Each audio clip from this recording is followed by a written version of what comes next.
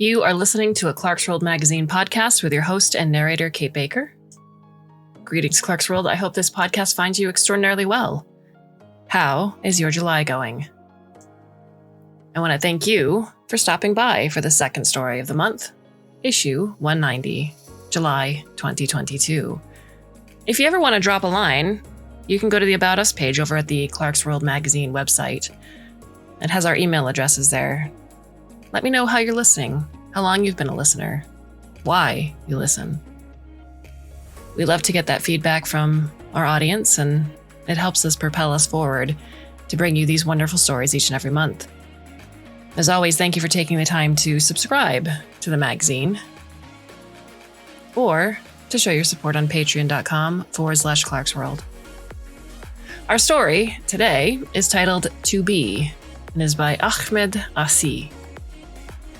Ahmed Asi is a PhD candidate at UC Santa Barbara, where he studies role-playing games as community-based performance. He holds degrees in theater and dance and a diploma in classical acting.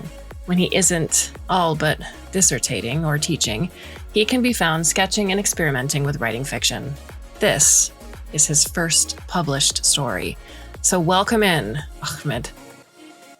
And to you, dear listener, I hope you can sit back, relax, and let me tell you a story. Rasa stepped downstage, using the warmth of the lights on his synthetic skin to find a spot. Waiting in the wings, he had tuned his MBOD unit's still unfamiliar receptors for this moment, turned up touch until light and shadow were tactile pools of warmth and cool, turned down sound as Eric exited, stage left, leaving the empty space solemn, softened. The video feed from his visual receptors was out of focus even as he stepped to the edge of the stage. He had always found it easier to act when the audience was a blur. He would perform without his spectacles, without the smart lenses most of their ensemble wore. Now he calibrated the visual feedback in his MBOD to recreate the same effect, finding comfort in deliberately diminished capacity. Rasa found his spot. He drew in a breath, deep enough to feel his shoulder blades press into the synchronization rig's recliner in Karachi, the wires around him shifting gently as his body moved. Elsewhere, before a sea of blurred-out onlookers, Rasa spoke into the hush. It was the hush of his limbs refusing to shift beneath the bedclothes.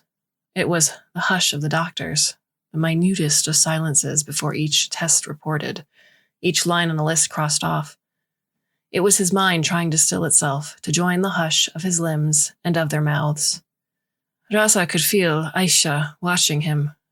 He kept his eyes on the ceiling, the edges of the room fuzzing into indistinction, as he tried to bring the fan rotating slowly overhead into focus. After 7 complete revolutions of the ceiling fan, Aisha hunched down and pressed her lips to his forehead. Something wet leaked out of Rasa's eyes as the soft pressure on his forehead withdrew, as Aisha stepped away. "I'll check back in later," she said. 3 fan revolutions, and the door clicked. Outside the window, the warm winter rain came down in sheets. It was Aisha who'd come up with the idea. The months following Rasa's accident had been a monotony of increasing isolation. Visitors had been frequent to begin with. They had come with lush flowers and uncertain smiles, playing out familiar scripts restaged in unfamiliar circumstances. Some had energetically pulled aside the curtains, letting in the simmering autumn light. Others had sat quietly in silences that verged on comfortable but never quite arrived.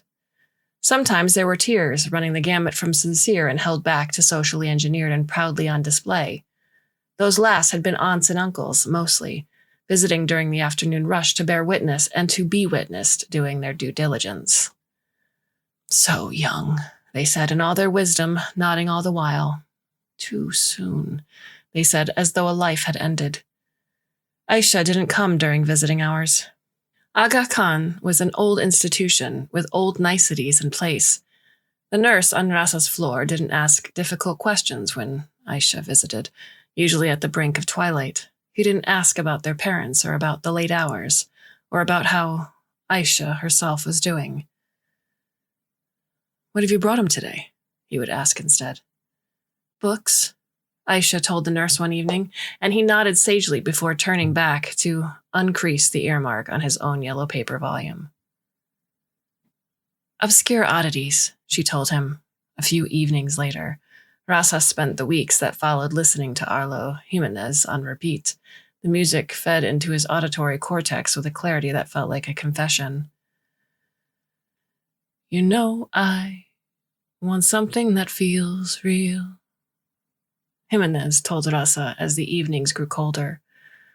A touch, an ideal, a moment to be me in a world that's unkeeled. The following month, Aisha brought him a brochure. The materials were slickly done. Rasa flicked through the marketing copy with the darting movements of his pupils, the unconsciously timed blinks of his eyelids. M-bods hung in the air above the hospital bed, rotating as his attention focused on them, coming to stillness as he looked away. The light display bled into the darkened room, casting gentle illumination across Aisha's face. She stood with one arm crossed behind the small of her back, her hand clasping the opposite elbow, holding it in place. We can't afford this, Rasa said. He watched the floating M-bods. Even the base models, let alone. He blinked erratically, the M-bods stuttering in confusion. Why did you bring me this? Bizarrely, Aisha grinned. I wrote a grant, she said. A grant? Rasa said, looking away from the light display to peer at her. The M-bods stood still. A grant for what? They've been expanding the scope of education outreach, she said. Community-based organizations qualify now. The ceiling fan overhead creaked through 4 revolutions. Arts organizations, Rasa. Even small scale, as long as they're not for profit. The ensemble, we got one. You got the grant? We got the grant, she said. Then she leaned into the interaction capture field of the light display and flicked rapidly through floating M-bods. This, she said, stepping back. We got one of these. The image was a towering purple silhouette above the hospital bed, bipedal, humanoid, but otherwise featureless. Keywords jumped out at Rasa as he looked rapidly around the information spread, trying to make sense of what he was seeing. Enhanced expressivity matrix, improved dexterity engine, zero-lag voice modulation, full-frame embodiment mapping. What is all this? Rasa asked. What does all this do? It's a new model, Aisha said, part of the series designed for caregivers. I don't need a caregiver. I thought it might work for actors too, she cut him off. The corporation wants to see if I'm right. The day the customization team came to compile the initial mapping, Rasa had asked the nurse to draw the curtains in his room before dawn. The view from the window reminded Rasa of a play he had been in a few years back, a biographical echo drama in which Rasa had played a lab tech, a dramaturgical stand-in for the audience. Aisha had played Dr. Sharmeen Hassan, the oceanographer who had led the Karachi Coastline Rehabilitation Project. Dr. Hassan had reestablished the mangrove swamps along the Indus Delta. The original population had been decimated between the twin pinchers of land reclamation and water capture projects in the 1990s. As the Arabian Sea had risen, the water breaking free to reclaim the land in turn, Dr. Hassan had reintroduced the mangroves at scale. They had become the through line in a purpose-built living coastline. Rasa hadn't appreciated the scope of the achievement when he had been 17 and looking to be anywhere but where he was. He had never stood still long enough to let it sink in, to feel it in the air and on his skin. Now he looked out his window at the sight that was, elsewhere, increasingly rare. A view of the sea. 15 grueling mapping sessions later, the ensemble was presented with an M-bod prototype, an exact physical volume facsimile of Rasa's own frame. They were at the last stage during which the M-bod's physical specifications could be modified.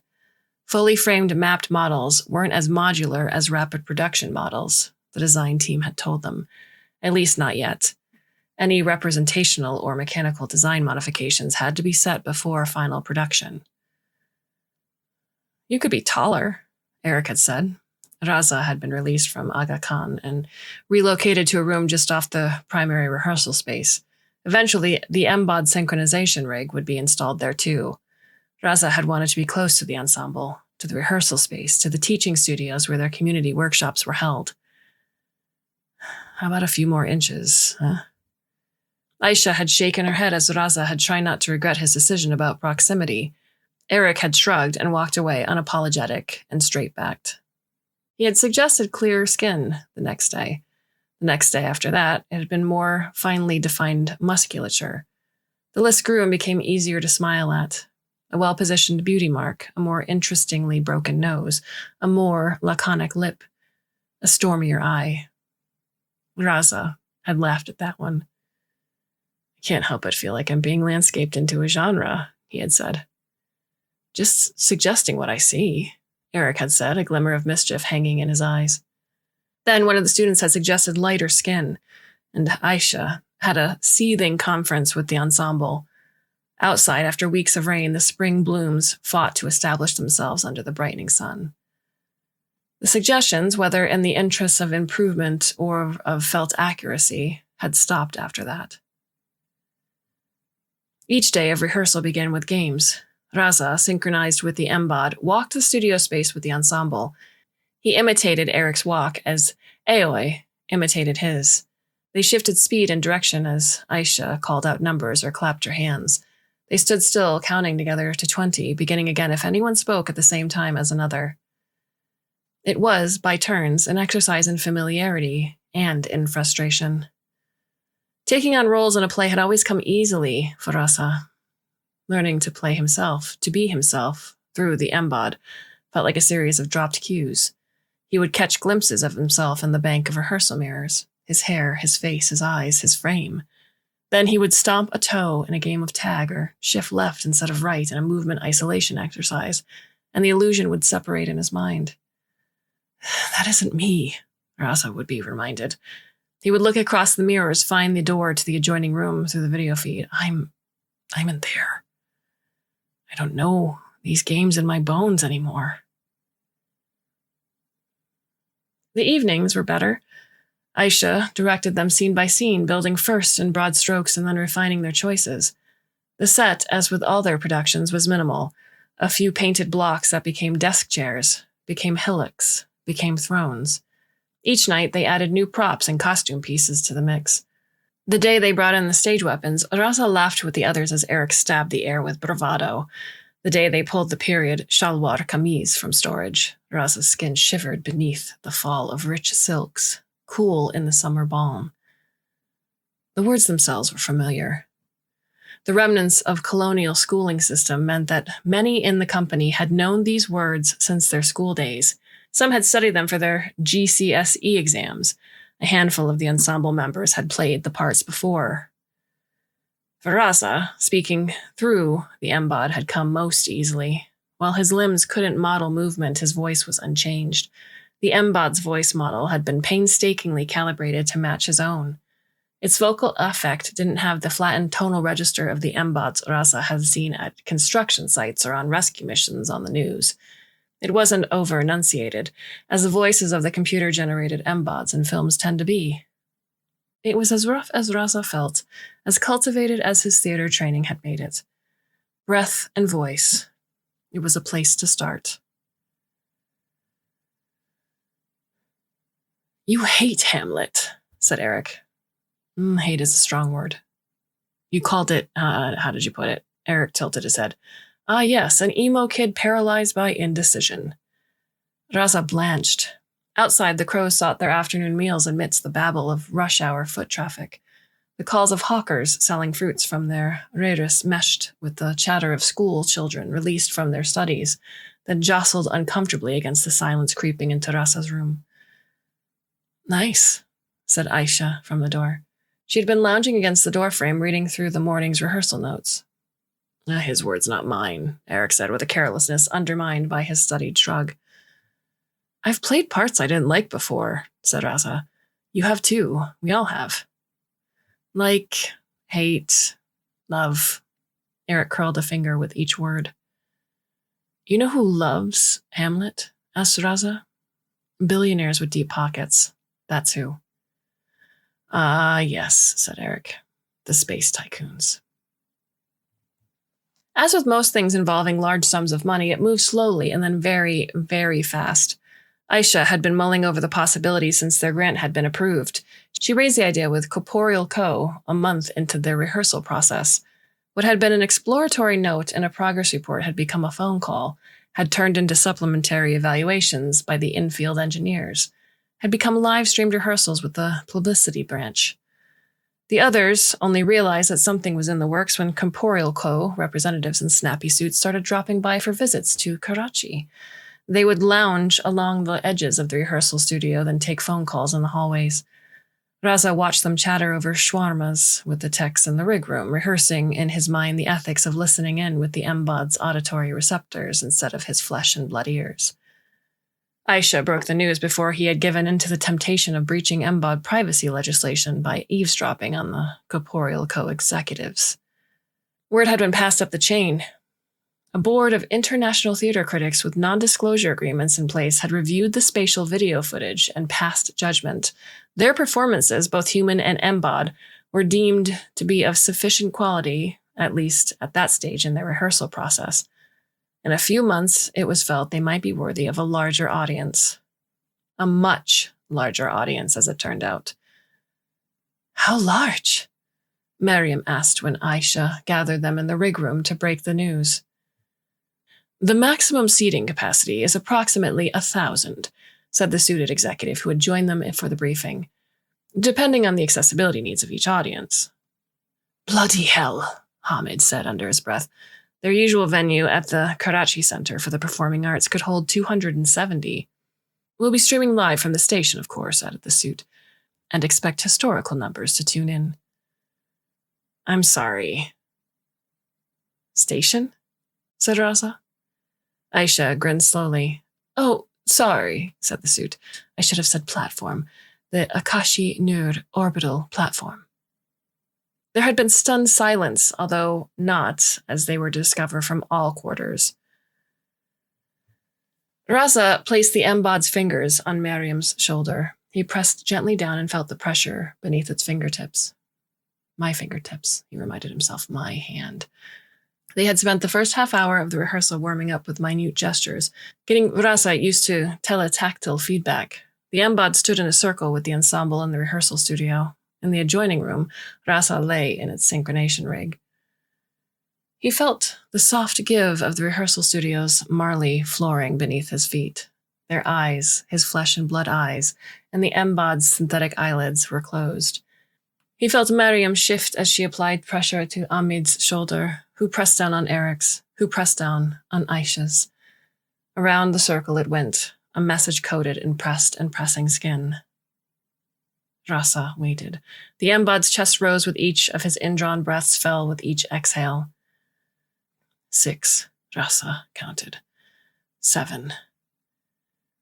Then he felt it, a gentle pressure on his shoulder as the loop completed.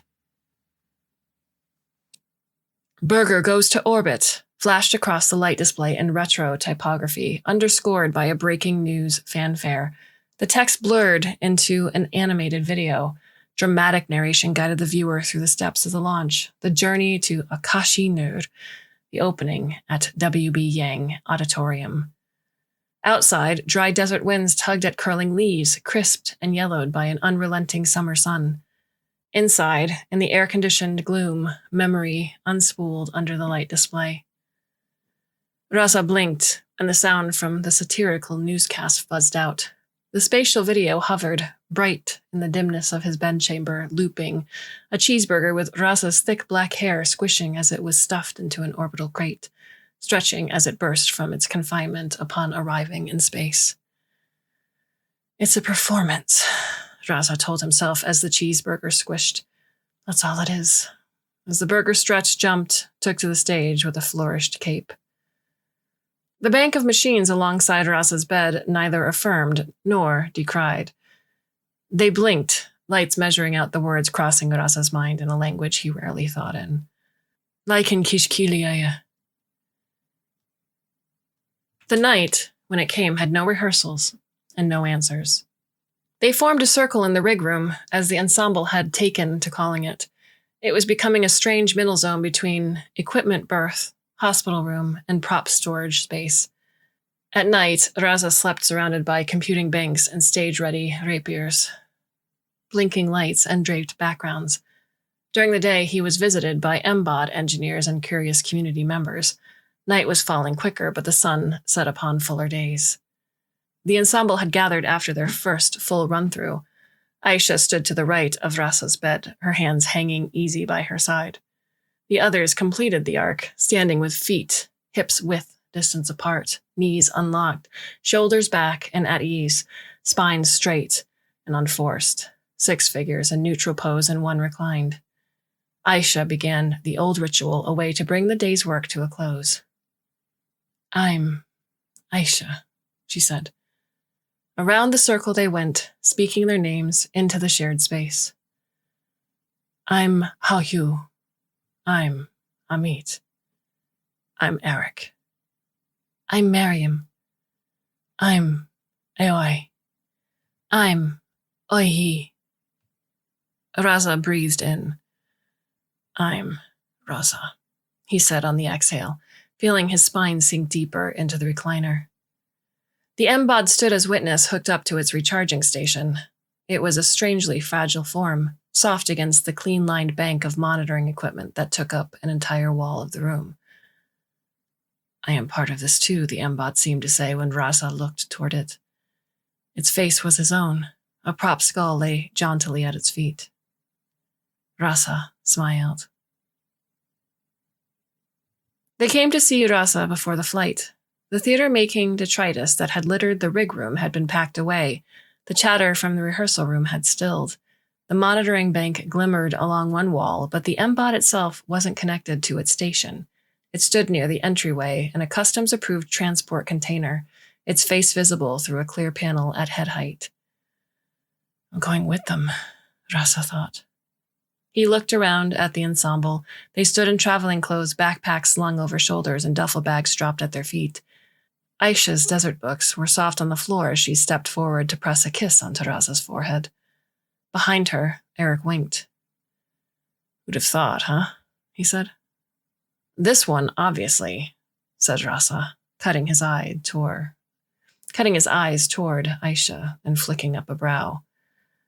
Aisha lifted a shoulder but didn't deny it. It had been a grueling 3 months since the final approval had come through, a blur of logistics and review, certification and press, and endless rehearsal. The ensemble had fought hard to keep their production unchanged.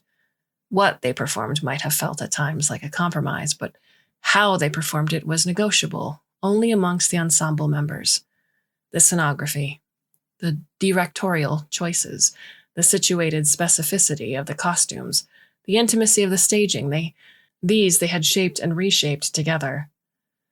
Now they were going to take their production to space. "Orbital premiere," Eric said, shifting the strap of his backpack. He opened his mouth again and then closed it. "Break a leg," Raza said. "All of you." He looked around at their gathering, then past them at their M-Bod in its orbit-approved hauler. His face looked back at him. "You too," said Aisha. "I'll see you up there." They picked up their bags one by one. A cadre of corporeal co-techs filtered into the rig room as the ensemble trickled out. Raza watched as 2 of the techs attached motorized wheels to the M-Bod's hauler. He listened to Arlo Jimenez as they wheeled it out. Eric exited stage left, Polonius's camise flapping. Raza readjusted his visual receptors. He stepped out, moved through his blocking toward the stage edge, found his mark. Before him was an audience 1,000 strong. They were a mix of permanent and rotating staff, of visiting dignitaries in the orbital press corps. Beyond their fuzzed-out mass, sharply in focus, were the stars. He felt the light on his synthetic skin. He breathed in, deep. "To be," Raza began on the exhale. The rest followed.